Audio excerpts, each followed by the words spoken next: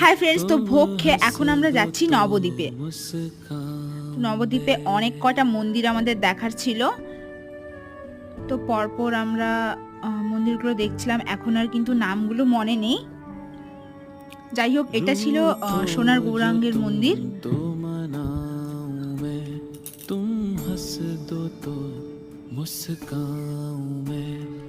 তো আমরা এসেছিলাম মন্দির বন্ধ হওয়ার সময়টায়।